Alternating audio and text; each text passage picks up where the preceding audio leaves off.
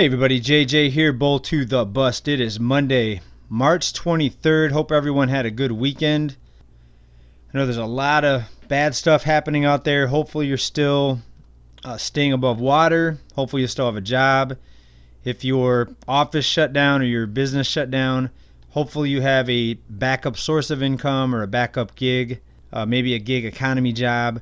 But today what we're going to talk about is something that many people have been talking about for a while, and they were called conspiracy theorists in many cases for saying that there's going to be a push for a cashless society. So we're going to talk about that today, some evidence of that really being ramped up right now. Also, bank runs are happening right now. Withdrawal limits are happening now in the United States of America. We're going to talk about deflation versus hyperinflation. The U.S. economy is at a very important and very critical juncture right now. And it's kind of scary which direction this could take here. We're going to talk about that.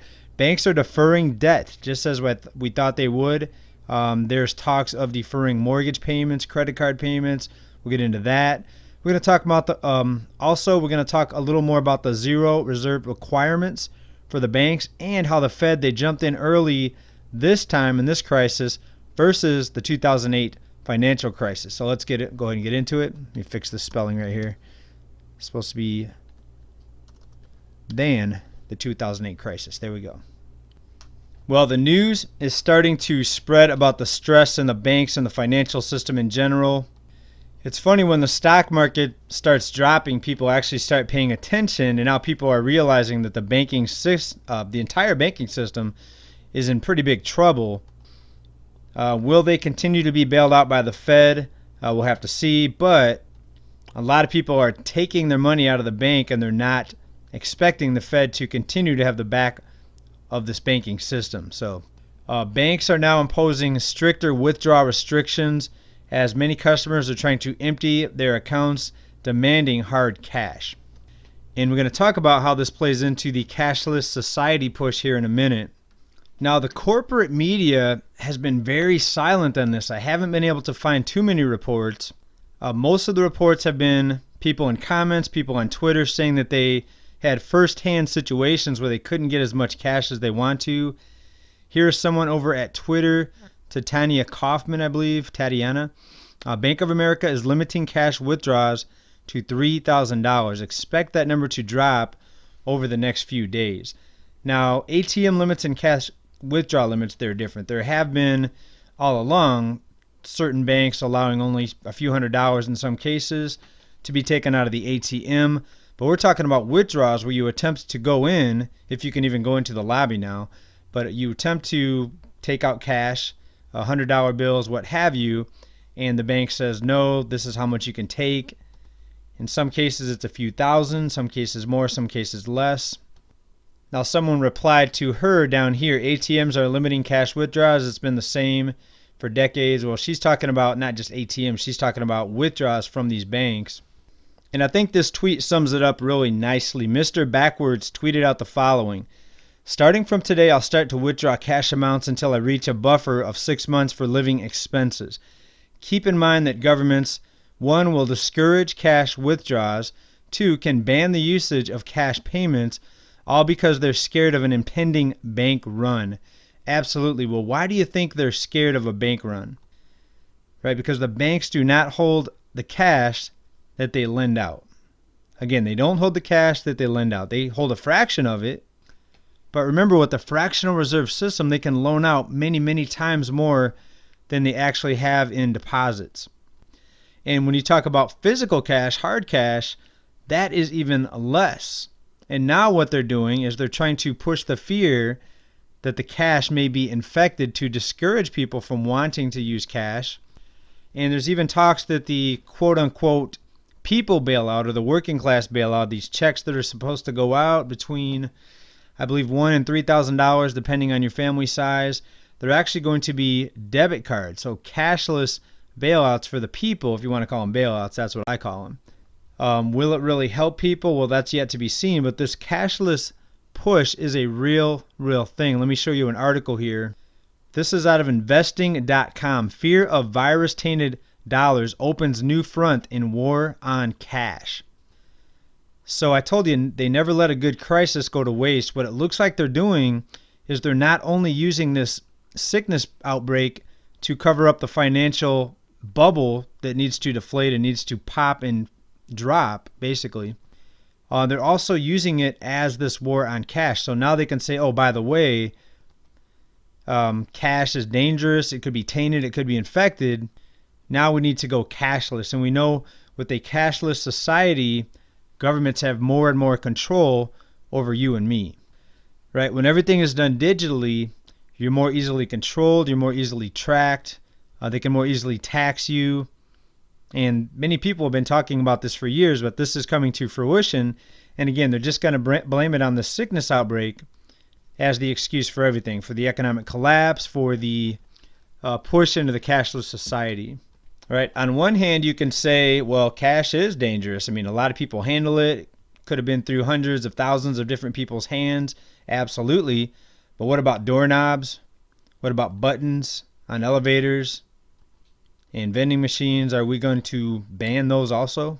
All right. I mean, you let me know what you think, but this seems real fishy timing to me. And again, I don't believe in coincidences that are this convenient for the market makers, if you know what I mean. Right? There's people out there that say, oh, this is one big coincidence. Oh, it's just a coincidence that the sickness outbreak happened right now. The economy was great. It was the best ever. If the economy was the best ever, then why only after a few weeks of being out of work are we talking about trillion-dollar bailouts for everybody? Businesses, for people, the banks, they've been being rescued here over the past 6 months since about last September. This economy that looks so good to the untrained eye is an illusion. It is an illusion. Tell me, do you think it's a coincidence that home prices are going up along with mortgage debt? Right? It's no coincidence. Mortgage debt is going up at the same time home prices have went up over the past few years. It's simple because people are borrowing money and bidding up the prices of homes. It's so simple. The same thing with cars. Cars shouldn't be going up in cost. Cars should be decreasing as more and more people are living paycheck to paycheck as we continue to go along in this inflationary environment. And in some cases, people have to devote 50% of their income just towards housing. So then people have to go out and take car loans that are 6 years, 7 years, right? And we just talked a couple reports ago about how GM now is giving out 0% car loans, right? Anything to stop the prices from coming down. If it wasn't for these 0% car loans, the cars values, the cost would come down because people simply cannot afford it. Now that's how it should be. Price on an item or an asset should be set based on real supply, real demand, not how much debt people can take out. Right? So again, it's not a coincidence that mortgage debt is rising along with home values. They're together. Right? They're in bed together, as some may say. Right? Debt creates spending, spending creates demand, and demand pushes prices up.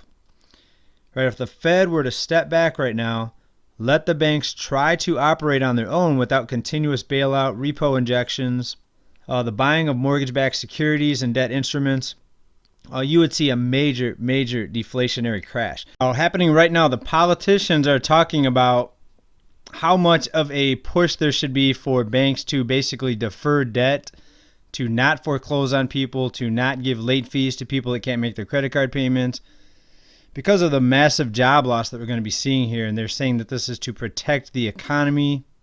Right, and this is out of Political. Let's take a look here.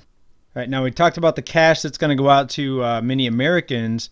This is out of this article here. Mortgage payments. Lenders should establish expedited processes for facilitating forbearance on mortgage payments for stressed borrowers. The federal government has just directed lenders to work with mortgage agencies, Fannie Mae and Freddie Mac, to offer affected homebuyers payment flexibility for up to 12 months. So that could prevent deflation. If people just sit in their homes, knowing that the banks cannot take the homes from them, well, that's less homes that are going to be put on the market for sale.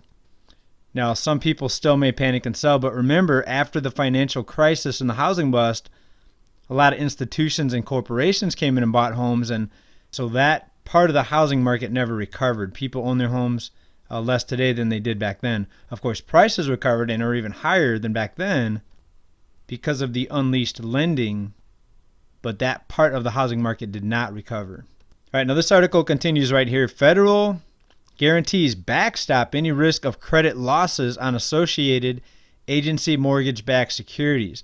All mortgage servicers in the United States should use maximum possible latitude to facilitate deferred payments. Landlord receiving relief for mortgages on rental properties should pass through that benefit to their tenants by deferring rent payments.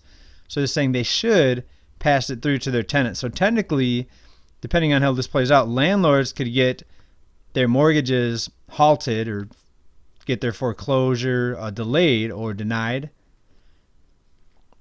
And landlords could be given a gift here by the banks not taking their homes, but then they could leave it up to the landlord if they want to evict their tenant or not.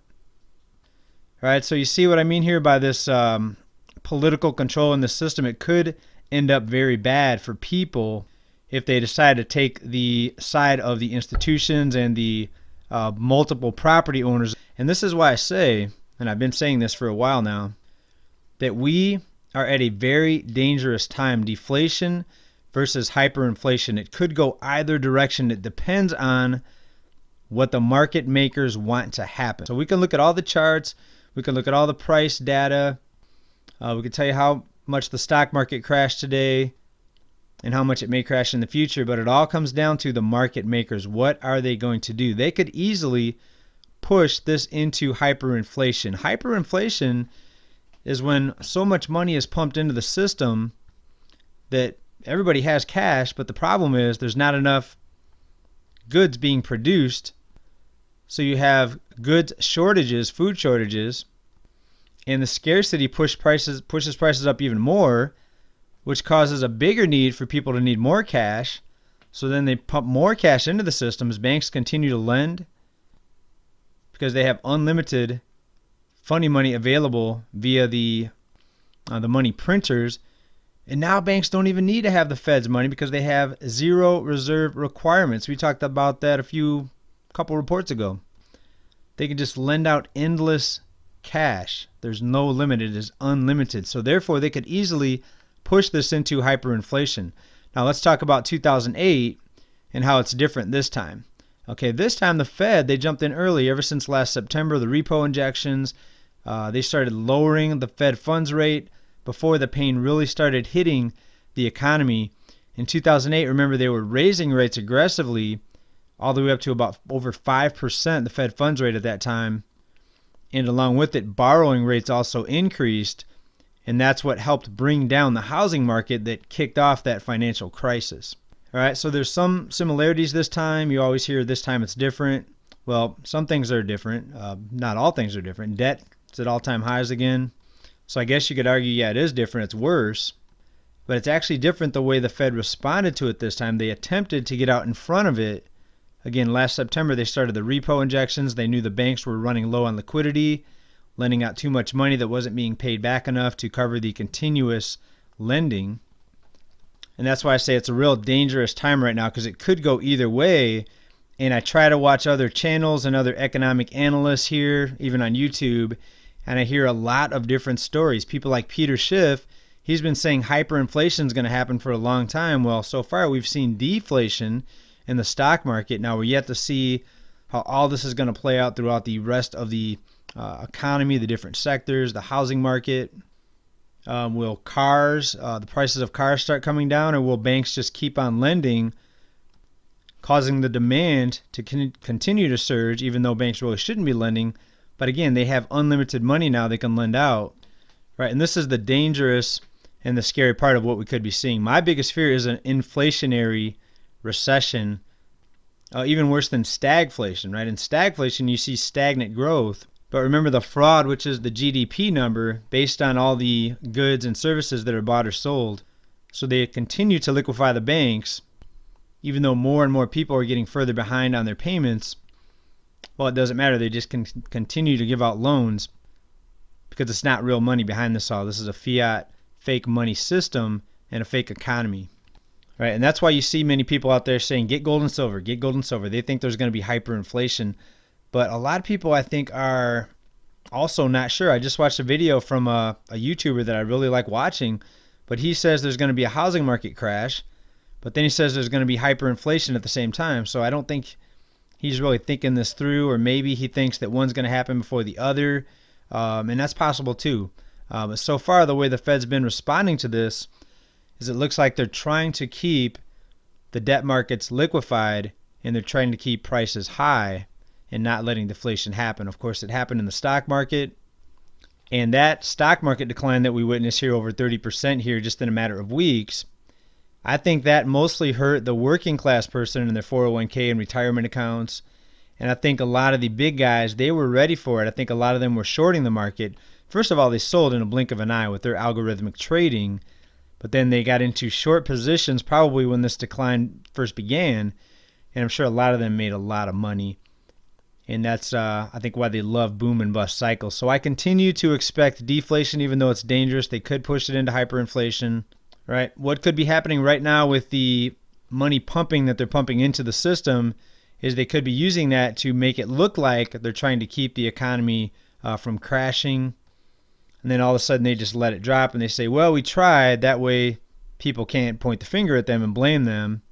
They could say, well, we tried, we gave it our all, but this virus, this sickness outbreak, it was too much. And it's also really dangerous right now because people are not producing things, right? When everybody has money to spend, but nobody's actually producing anything, think about the farmers, people actually growing food.